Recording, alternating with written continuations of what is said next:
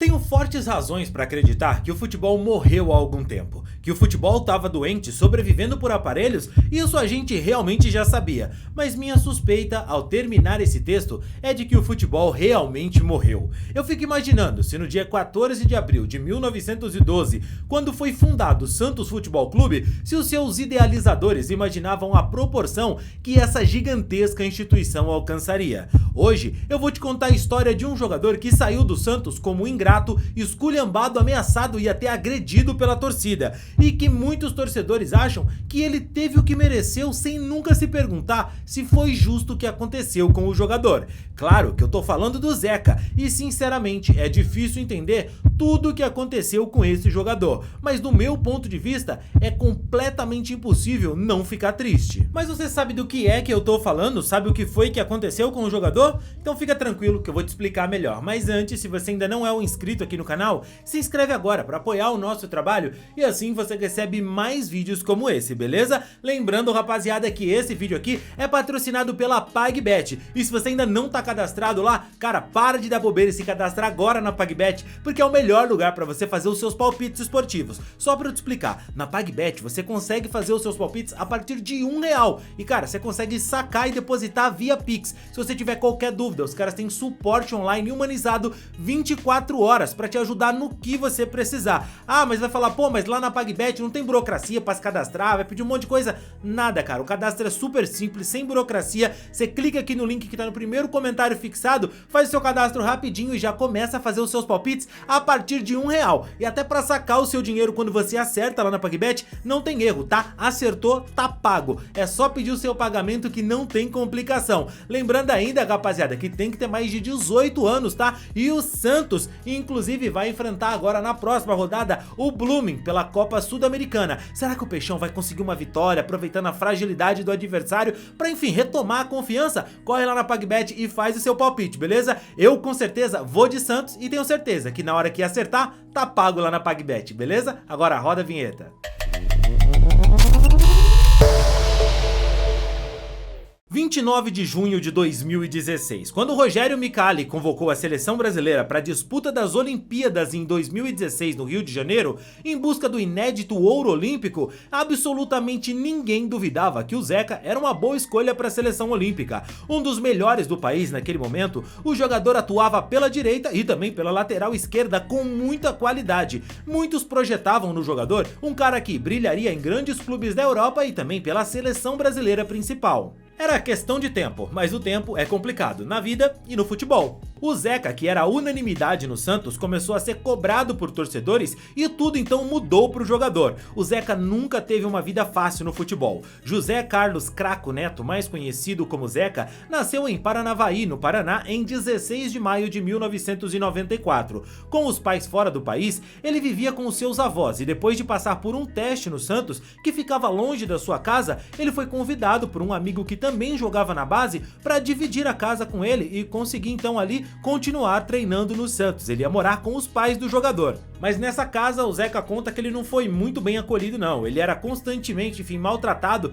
e chegou até a ser agredido naquela casa. O jogador foi salvo dessa situação pelos seus avós, quase viu ali a sua carreira promissora ficar pelo caminho. Mas o mundo girou e ainda na base ele voltou para o Santos em 2009. Pouco tempo depois, em 2014, subiu para os profissionais e chegou chegando. Mesmo sendo destro, ele começou jogando pela lateral esquerda e, cara, um estilo muito bom, tá? Porque ele tanto podia ir pro fundo e fazer o cruzamento, quanto cortar pro meio e arrebentar com a marcação. E isso a gente via bastante no Zeca. Hoje, 2023, é muito fácil ver alguém dizendo que o Zeca foi ingrato com o Santos, que por isso que a carreira dele não deu certo, mas poucos se preocupam com o real motivo do que aconteceu com o jogador. Existe uma lenda no Santos que todo jogador que sai pela porta dos fundos do Peixe acaba vendo sua carreira tomar um rumo bem indesejado. Mas você me desculpa, no caso do Zeca, eu me recuso a acreditar nisso, por muitos motivos. O Zeca estava jogando muito no Santos, foi para a seleção olímpica, era desejado por outros clubes do Brasil,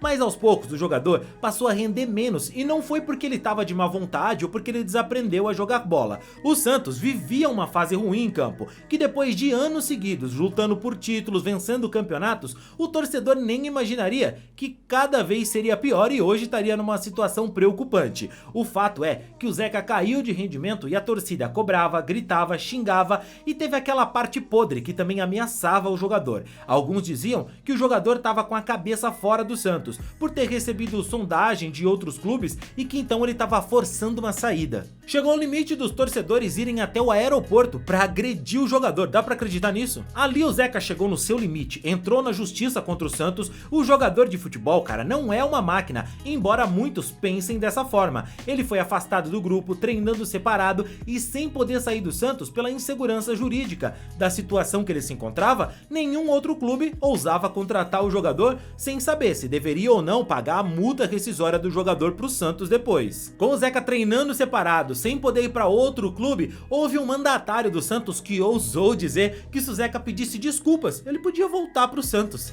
O jogador, é claro, com razão, ficou revoltado e deu uma forte declaração nas redes sociais, dizendo que ele havia apanhado e sua mãe sido ameaçada, que ele não precisava se desculpar por nada. E cara, é como eu disse, ele tinha muita razão nesse ponto.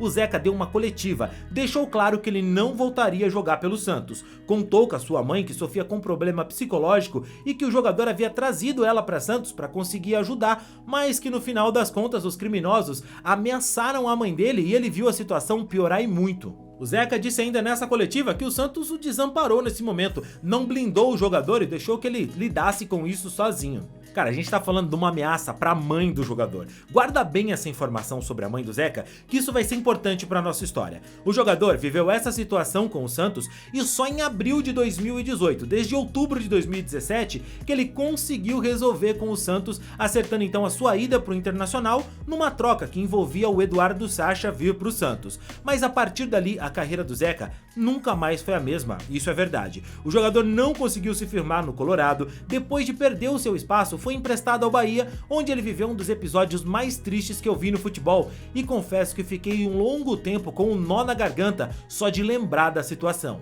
A gente sabe muito pouco dos bastidores da bola e de tudo o que acontece antes da bola rolar. O Zeca tava mal no Bahia, não tava conseguindo render e nem lembrava em nada o jogador que brilhou no Santos. Depois de quase 2 meses sem entrar em campo com um problema pessoal que a imprensa e a torcida nem imaginavam, que o jogador tava cuidando da sua mãe que tava doente, ele voltou a jogar contra o Coritiba em setembro de 2020 no Brasileirão. Entrava em campo com a camisa do Bahia no segundo tempo e foram dos seus pés que saíram o gol da vitória do tricolor baiano. E na saída de campo ele deu uma entrevista que, meu irmão, é de rachar o peito no meio, tá? Ajudar nosso grupo a conquistar os 3 pontos. Eu fico muito emocionado porque, como você disse, no caso de eu perdi minha mãe. E foi difícil, foi muito difícil. Eu não gosto de falar porque foi muito recente, ainda eu sinto na concentração, nos treinamentos. E eu sei que ela tá num lugar melhor e tá torcendo por mim. E esse gol foi pra ela, pra minha família toda aqui. E os meus amigos estavam comigo o tempo todo. E eu sei que é uma fase, ela tá num lugar melhor, tá do lado de Deus agora e eu sei que ela tá passando toda a positividade pra mim e me ajudando. O que você falaria pra ela hoje, Zeca? Eu não tenho palavras, acho que eu falaria que eu amo ela e todo jogo eu ligava pra ela pra dizer como é que foi e ela ficava muito feliz. Quando eu ia bem, quando eu não ia, ela me dava motivação. E não tenho palavras para dizer, só tenho a agradecer e dizer que eu amo muito ela e sei que um dia eu vou estar do lado dela e ela tá olhando por mim agora. Tá. Emocionar no começo e foi muito recente, eu não consigo muito falar e só tenho a agradecer mesmo por tudo. Obrigada, viu, Zeca? Eu sei que o futebol é resultado e que no fim das contas o torcedor se importa pouco com isso. Ele quer mesmo ver o time campeão, ver o time vencendo. Mas a verdade é que isso nunca vai acontecer se um atleta não conseguir render, e ele só vai conseguir fazer isso se a sua cabeça estiver 100% voltada para o futebol. Cobranças, agressões, doença na família e uma mãe que ele perdeu tão jovem não é uma coisa fácil para superar, cara. Às vezes pintamos jogadores como máquinas ou super-heróis e isso não existe. O que acontece fora de campo muda e mexe muito com um jogador. E às vezes, lidar com tudo isso é quase impossível para um jogador. Imagina quantos jogadores não entraram em campo pressionados por tudo que cerca a carreira deles. Resultados, paixão de milhares, às vezes milhões, e torcedores que esperam que 20 times sejam campeões em um campeonato em que só um pode erguer a taça. E aqui a gente não valoriza a campanha, a gente vive num país em que, enfim, o segundo colocado tem o mesmo valor que o último. A tal da paixão pelo seu time parece autorizar alguns até a bater na cara de um jogador, ameaçar a mãe e a família dele.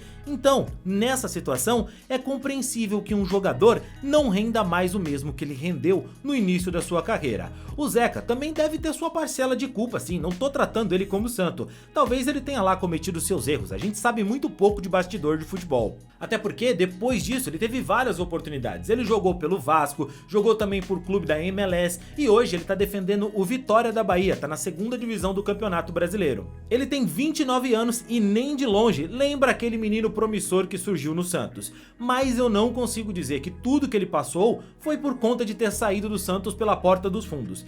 Penso que se fosse assim, o destino cobraria muito mais desses criminosos que usam a camisa do Santos, ameaçam e agridem jogadores, enfim, ou de dirigentes, que eles são os verdadeiros culpados por deixarem o Santos na situação que a gente vê hoje. E por isso eu espero que o Zeca seja feliz e encontre paz e felicidade na sua profissão, jogando pelo Vitória ou pelo Real Madrid. Ninguém merece ser cobrado da forma que ele foi. Não importa se você ganha 1 milhão, 10 milhões ou um salário mínimo, todo mundo tem direito à sua dignidade, ninguém merece levar tapa na cara de ninguém não, meu irmão. Só que as frustrações de vida de alguns vagabundos que sequer trabalham os fazem acreditar que eles têm o direito de ameaçar alguém porque eles ganham um alto salário. É, cara, não é fácil. Mas e você, meu amigo, qual é a sua opinião? Por que você acha que o Zeca acabou caindo tanto de rendimento assim na sua carreira? Ele jogava muita bola, né? Deixa aqui nos comentários o que você pensa sobre tudo isso. E cara, você se lembra do Jean Mota? Pois é, você viu como foi que ele foi premiado na vida? Clica aqui, ó, nesse vídeo que a gente fez que eu vou te contar como foi que a vida premiou o Jean Mota com algo que ele nunca podia imaginar. Clica aqui, eu te encontro lá no vídeo.